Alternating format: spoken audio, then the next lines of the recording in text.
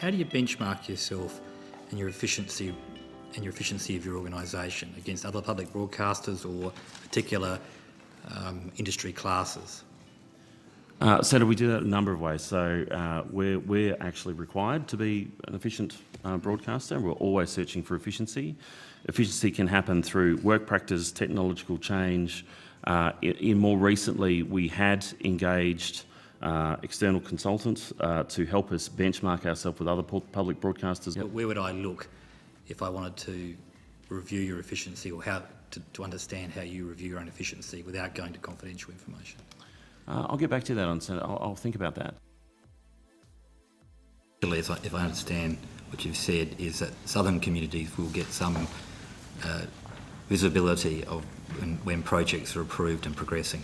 That's correct, and indeed the Murray-Darling Basin Authority maintains a register of projects that have been undertaken towards delivering the 450 gigalitres. I have a few questions in relation to the submarine battery tender process.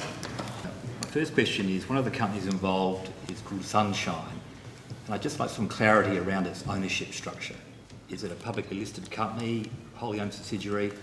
So I have to take that on notice and get back to you with its ownership status. I know we've addressed Australian industry and content extensively before my attendance at this committee, but is it the intention that Australian industry content, once decided for the batteries, will be contractually enforceable? In other words, will it be embedded in the contracts with the successful tenderers?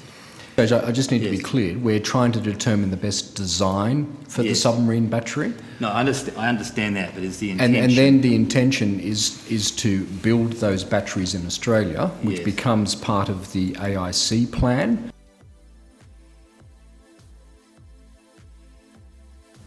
When a hospital takes the material to use in nuclear medicine, where does that come from?